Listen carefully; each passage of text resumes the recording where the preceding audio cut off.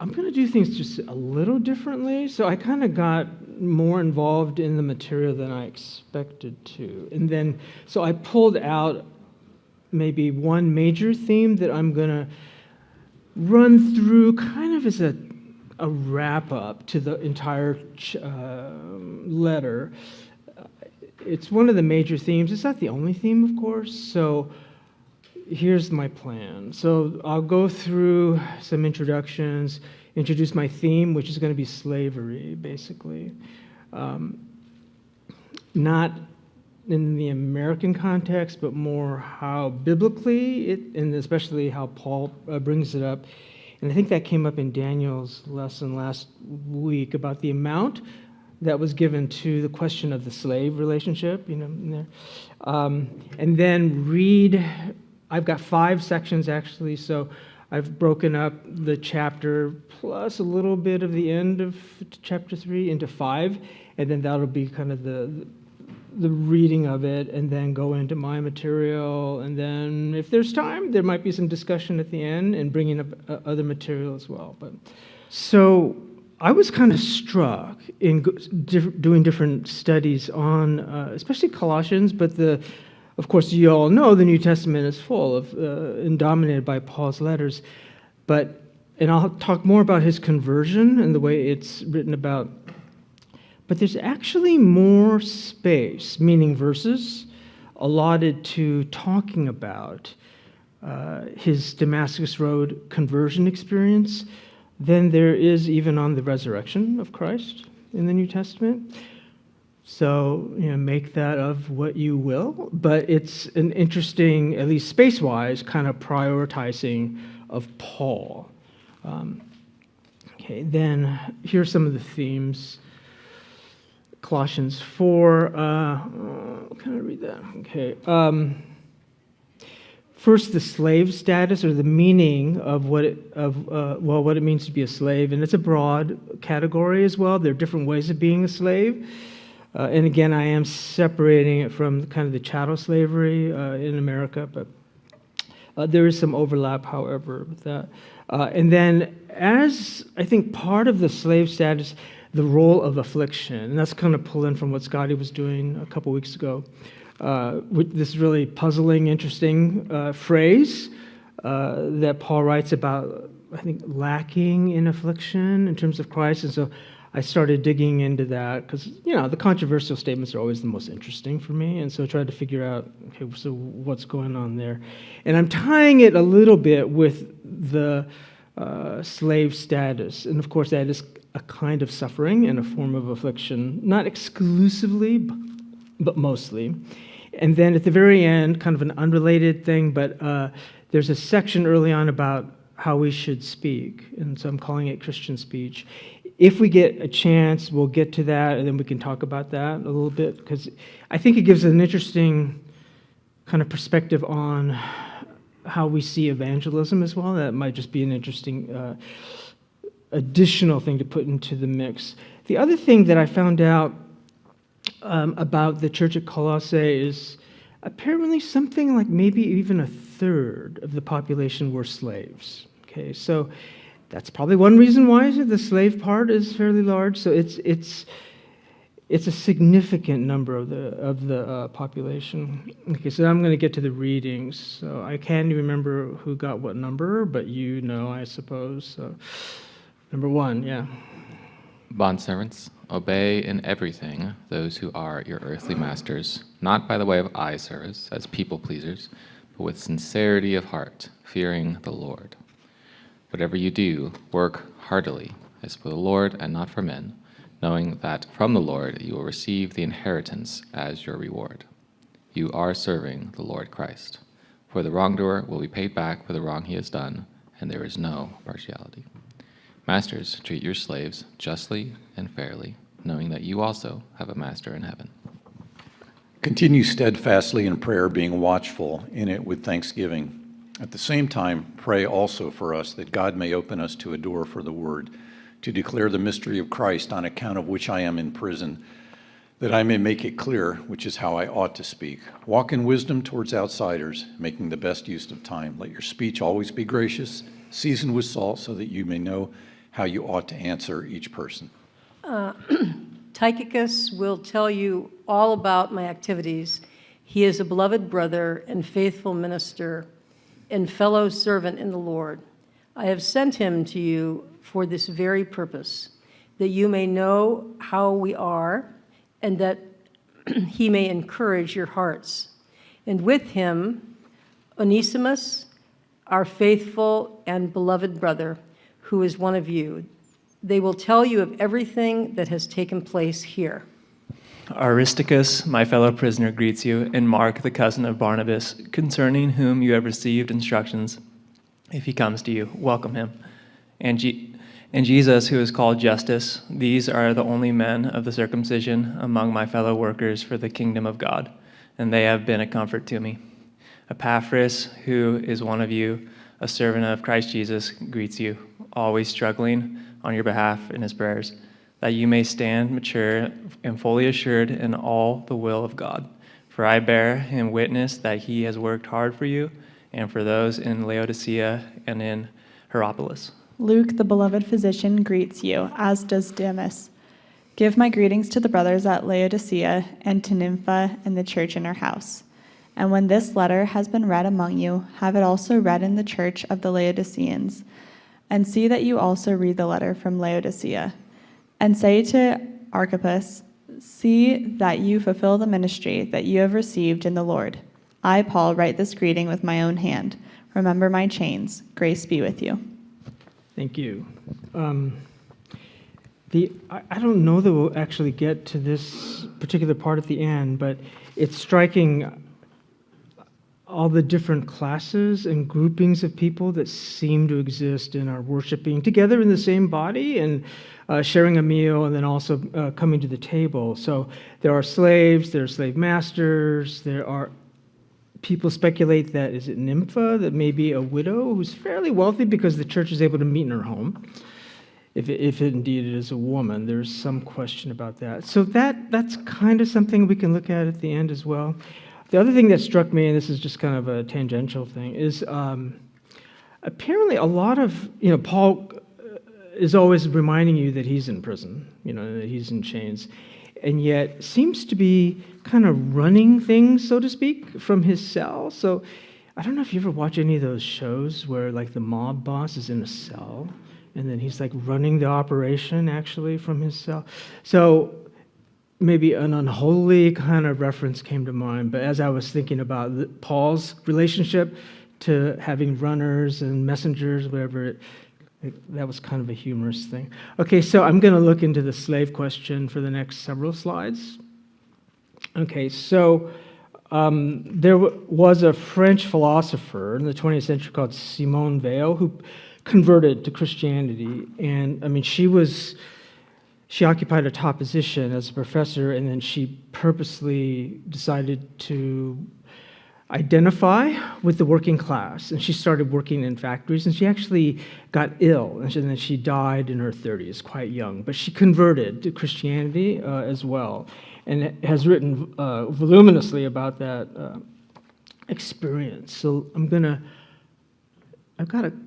so that's maybe one of her more famous quotes. Christianity is preeminently the religion of slaves. So that's kind of what kind of provoked my thinking about this too, and let me get a little further. As I worked in the factory, indistinguishable to all eyes, the affliction of others entered into my flesh and my soul. There I received forever the mark of a slave, like the branding of the red-hot iron the Romans put on the foreheads of their most despised slaves. And since then, I have always regarded myself as a slave. And again, she ends up becoming a Christian convert. And it very much is her choice, right? Like she wasn't born into the working class. So this is something that she decides from her position of privilege to identify in as kind of realistic as way as possible. I mean, she actually worked like in assembly lines and did all that work with those who were in, this is assembly lines in the 1930s, so this is a very tough kind of situation as well. I think some of them were automobile plants. And that's going to be kind of my angle on this, is that you have master slaves, but you have through Christianity, kind of an interesting record of people who they either were masters or were heads of different positions of authority, and then they convert, and then they see themselves as a kind of servant or a slave. And that's the kind of thing that struck me with Simone Weil anyway. But she's not the only one. Okay, so it struck me how, these are just the ones that came to mind, but and you're all familiar with these, I'm sure, right? But the idea of Paul, servant of Christ, Paul and Timothy, servants of Christ. If you put these things before the brothers, you will be a good servant. Jude, a servant. Epaphras, who is one of you, a servant of Christ Jesus. And then, of course, the mentioning of Onesimus, who was apparently a runaway slave, and who gets brought back to the church at Colossae, I believe, at Paul's bidding, to reconcile kind of his relationship to his master, which I think was Philemon.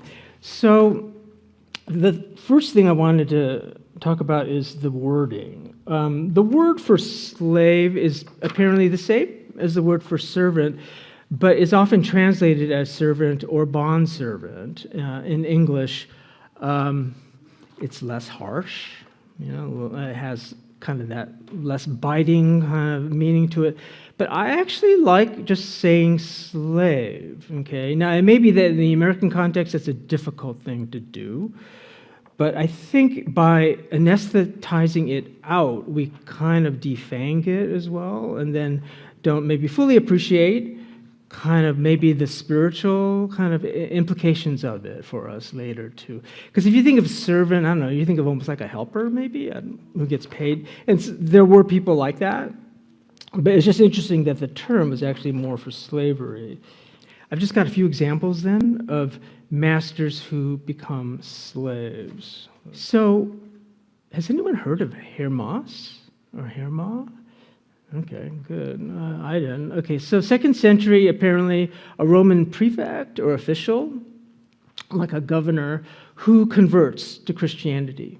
Okay, and then there aren't too many images of him, but that's one I found. So when he got baptized, it was apparently a mass baptism. And he and his family were baptized, but then all 1,250 of his slaves were also baptized together. And, which I kind of like that idea. It's literally the idea of the household, right? Doing that. And so I'll try to pull on that thread a little later too. I don't know how much I can make of that, but the idea of baptism being so central, in the way conversion was, in a sense, publicly, brought into the church, into society. The other thing that was striking was apparently after the baptism, they had a huge celebration, and Hermas, financed and then gave gifts to everybody, including the slaves. Right, so that was part, at least, of what he did at his baptism. And I found a precedence for that, actually, in the Old Testament. Okay, so I'm calling this kind of the mark of slavery, freedom or ownership, both from Deuteronomy. So there is, maybe I'll just read through it and then we'll talk about it more. So in the example of the freedom part, so in other words, the slave who then is released, who is freed, okay. Deuteronomy 15, do not send him away empty-handed. Supply him liberally from your flock, your threshing floor, and your winepress. Give to him as the Lord your God has blessed you. Remember, you were slaves in Egypt. So I really like that kind of connecting between remembering of your own predicament, but then being released as a slave, but then being granted a gift, actually, at the same time. And I know we've been doing this for several years when someone, I guess, joins the church or a family joins the church, and there's the basket, right? But what's interesting here then is that a similar kind of gift, I guess, is given at baptism, at the point the person enters into public life. I don't know a whole lot about baptism and kind of the social significance of it. I've studied a little bit more in Florence because they have that beautiful baptistry there where, as is often mentioned, it's first that you get baptized and then you enter into the church. my understanding is in Florence, it wasn't just like a religious recognition, the religious ceremony, but when you entered and became baptized, you not only entered the church, but you entered into the official citizenry of Florence. So there was kind of this blending of civic identity and then the identity also of what you might call a spiritual identity that I kind of liked, that kind of happened both at once. And some people guess that Hermas probably was familiar with this practice in Deuteronomy 15 and is why he marked, the baptism with all this gift giving. And then, but the second part of it under ownership, and this I think is more pertinent maybe to our way of becoming, quote, slaves of Christ. But if he says to you, I will not go out from you because he loves you in your household, since he is well off with you, then you shall take an awl and put it through his ear into the door, and he shall be your slave forever. So, like the piercing that occurred there in the ear. So this was a case where a slave decided, instead of being freed, that whatever he preferred or she preferred to remain under the household of the master, and didn't.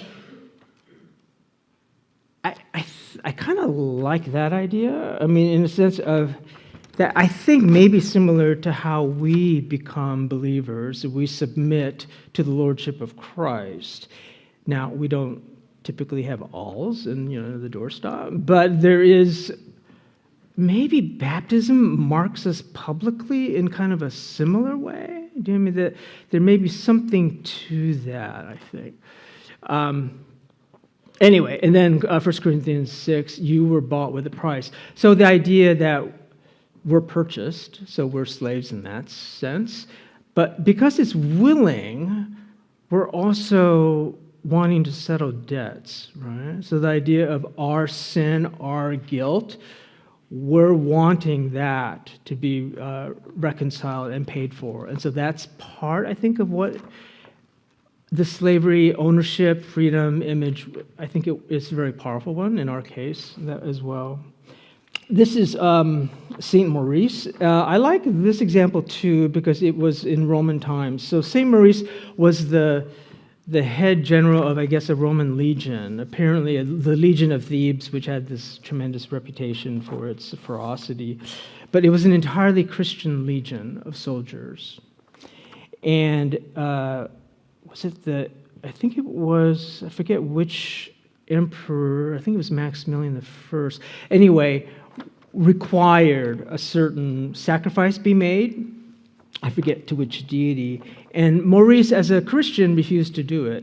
And some of the earlier images we have of Maurice is that he's black, and so some people speculate maybe a Coptic believer as well. But at any rate, so he refused to do it, and then in punishment for that, Maximilian gathered the whole legion, I don't know how many, hundreds and hundreds there were, and lined them all up, and every 10th person was killed, waiting for the sacrifice to the deity to occur, and apparently it did not, and so they just kept killing the 10th person, which is, as legend goes, kind of where our term for decimate, came from. And so Saint Maurice is quite honored. Actually, it's what we now call Switzerland. And there are several towns that are named after him, just so you get kind of a sense of what I'm talking about, the geography of it. So the town I'm talking about is St. Maurice, but it's given another spelling, San Moritz, which is a more famous kind of international ski resort. But in red, there's St. Maurice. And that's an abbey that's there. And you can visit the abbey, and it tells his whole story and goes